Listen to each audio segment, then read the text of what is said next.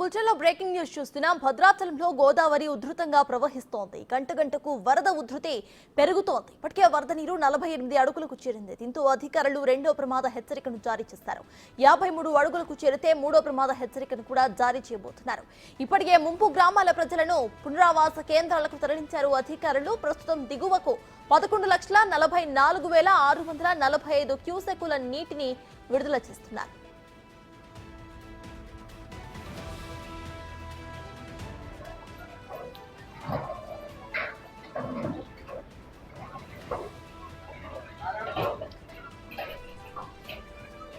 తగులుతుంది సార్. గోదావరి వరద ప్రవాహం గంటకు పెరుగుతున్నట్టు తెలుస్తోంది. ఇదే విషయంపై పూర్తి డీటెయిల్స్ అండ్ ఫ్రెష్ అప్డేట్స్ ను మా ప్రతినిధి భాస్కర్ ఖమ్మం నుండి అందిస్తారు. భాస్కర్, చెప్పండి, ప్రెసెంట్ అక్కడ గోదావరి వరద ప్రవాహం ఏ స్థాయిలో ఉంది? ఇప్పటికే భద్రాచలం మొత్తం ఉగ్ర పొందాల్సిందని చెప్పుకోవచ్చు. కాసేపటి క్రితం రెండో ప్రమాద హెచ్చరికలు సైతం కూడా జారీ చేశారు జిల్లా కలెక్టర్ వితేష్ పాటిల్. అయితే మొత్తానికైతే మాత్రం ఈ యొక్క అంటే పై ఎత్తుగా ఒకవైపున తాల్పిరి ప్రాజెక్టుకు వరద పోటీ ఎక్కువైన నేపథ్యంలోనూ అక్కడ నుంచి కూడా ఒక్కసారిగా ఎంత అయితే అవుట్లో ఉందో ఆ మొత్తానికైతే అదే రకంగా వచ్చి నీరు వచ్చినట్టుగా కింద దిగువ ప్రాంతానికి వదిలిస్తున్నారు అధికారులు. మొత్తానికి ఆ ఎఫెక్ట్ అంతా కూడా గోదావరిపై పడింది. అయితే ఇప్పుడు ఉదయం నుంచి కూడా అక్కడ తాలిపేరుకి సంబంధించినటువంటి విషయం చూసుకుంటే ఉదయం వరకు కూడా 1,00,000 వరకు క్యూసెక్కుల నీరు వరకు కూడా ఇంట్లో ఉన్నటువంటి నేపథ్యంలో ఇప్పుడు ఉదయం నుంచి క్రమేపీ తగ్గుతూ సుమారు కేవలం ఒక 50,000 క్యూసెక్కుల నీరు వరకు మాత్రమే గోదావరికి వరద పుట్టొస్తున్నట్టుగా అధికారులు చెప్తున్న నేపథ్యం అవుతుంది. మరోవైపు మాత్రం ఇప్పటికే అదే ఒక పేరూరు కావచ్చు, మరో పై ఎత్తు భాగంలో ఉన్నటువంటి పరిసర ప్రాంతాల్లో ఉన్నటువంటి వరంగల్, కాళేశ్వరం, మేడిగడ్డ, అన్నారం బ్యారేజ్ సంబంధించినటువంటి వరద ఉధృతి ఎక్కువైన నేపథ్యంలో ఆ వరద కూడా మరలా గోదావరి మీద ఎఫెక్ట్ పడిన నేపథ్యంలోనూ మొత్తానికైతే మాత్రం అధికారులు ఇంకాస్త అంటే మూడో ప్రమాద హెచ్చరిక కూడా జారీ చేసే అవకాశం ఉంటుందని చెప్పని సిడబ్ల్యూసీ అధికారులు పేర్కొన్న నేపథ్యం అయితే ఉంది సర్తాజ్. అయితే మొత్తానికైతే మాత్రం ఇప్పటికే గోదావరి మనం చూసుకోవచ్చు. గోదావరి కరకట్ట సమీపం మనం ఇప్పుడు గోదావరి దగ్గర ఉన్నటువంటి ఈ స్నానాల ఘాట్ దగ్గర మనం ఇప్పుడు చాలా కరెంటు స్తంభాలు కూడా చూసుకోవచ్చు.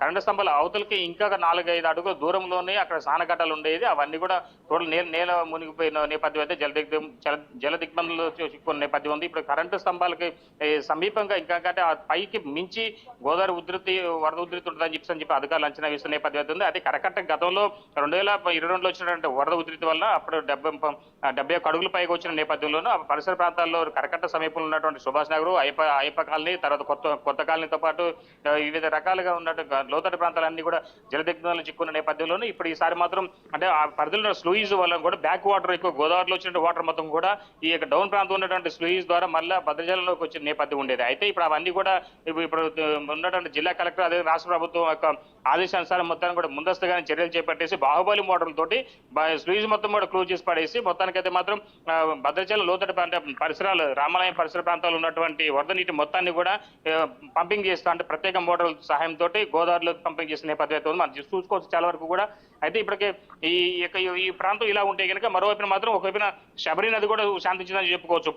ఛత్తీస్గఢ్ రాష్ట్రంలో కురుస్తున్నటువంటి వర్షాల వల్ల కూడా శబరి నది మాత్రం చాలా వరకు కూడా అంటే ఉదయం వరకు కూడా 50 అడుగులు పైగా ఉన్నటువంటి శబరి నది ఉధృతి క్రమేపీ తగ్గుతూ ఇప్పటి వరకు అయితే 43 అడుగుల వరకు వచ్చిందని చెప్పి అధికారులు చెప్తున్న నేపథ్యం అవుతుంది. అది ఒకవేళ శబరి నది కనుక అత్యధికంగా వరదపోటు ఉంటే కనుక ఈ యొక్క గోదావరికి కూడా ఇంకా వరదపోటు పెరిగే అవకాశం ఉండేది. ఎందుకంటే దిగువ ప్రాంతం ఉండటం వల్ల ఆ నీరు దీనికి పోటేసేది ఉండేది. కానీ ఇప్పుడు అలాంటిది ఏం లేకపోవడంతో వచ్చిన నీరు వచ్చినట్టుగా కింది స్థాయి సముద్రంలోకి దిగువ ప్రాంతానికి వెళ్ళిపోతున్న నేపథ్యం అయితే ఉంది. మొత్తానికి 11 లక్షల క్యూసెక్కుల నీరు మొత్తం కూడా గోదావరిలోకి వెళ్ళిపోతుంది అంటే సముద్రంలోకి వెళ్తున్న నేపథ్యం అయితే ఉంది. అయితే ఏదేమైనా ఇప్పటి వరకు అయితే మాత్రం ఎలాంటి విపత్తులు వచ్చినా సరే 53 అడుగులు కానీ 50 అడుగులు వచ్చినా సరే గోదావరి పట్టణంలో అంటే భద్రాచలం పట్టణానికి మాత్రం ఎలాంటి ఆస్తి నష్టం జరగకుండా ఉండే విధంగా అధికారులు మాత్రం చర్యలు చేపట్టారని చెప్పుకోవచ్చు. మొత్తానికైతే మాత్రం గత అనుభవాలు దృష్టి పెట్టుకొని వాళ్ళంతా కూడా ఉన్నతాధికారులు అదేవిధంగా మంత్రుల యొక్క సహచార సిబ్బంది యొక్క సలహా మేరకు వరద ఉధృతిని తగ్గించే అంటే వరద నుంచి తట్టుకునే విధంగా ప్రత్యేక ప్రణాళిక రూపొందించుకుంటున్న నేపథ్యం అయితే ఉంది. అయితే మరోవైపు మాత్రం 43 గ్రామాలు ఎఫెక్టెడ్ ఏరియాగా గుర్తించారు. ఒక 3 మండలాల్లో ఒకవైపు దుమ్మగూడ మండలం, చర్ల మండలం, బురుగుపాడు మండలంతో పాటు అశ్వాపురం మండలం ఈ 4 మండలాలకు సంబంధించినటువంటి ఈ యొక్క మొత్తం 43 ఎఫెక్టెడ్ గ్రామాల్లో గుర్తించినటువంటి అధికారులు వాళ్ళందరూ కూడా పునరావాస కేంద్రాలు తరలించేందుకు కూడా సిద్ధం ఉన్నారు. ఒకవేళ వరద ఇంకా ఉధృతి పెరుగుతున్న నేపథ్యంలో వాళ్ళందరికీ కూడా ఎలాంటి ఇబ్బంది కాకుండా వాళ్ళకి ప్రత్యేక భోజన సదుపాయాలు కూడా ఏర్పాటు చేసిన నేపథ్యం అయితే ఉంది. మరోవైపు మాత్రం విద్యుత్ శాఖ అధికారులు కూడా లోతట్టు ప్రాంతాలకు మొత్తం కాదు ఇప్పటికే విద్యుత్ సరఫరా మొత్తం నిలిపేసిన నేపథ్యం ఉంది. అది కొన్ని ఒక చెర్ల అది వెంకటాపురం వాజేడు సమీప ప్రాంతాల్లో కూడా రాకపోకలు బంద్ అని. మరోవైపు మాత్రం ఛత్తీస్గఢ్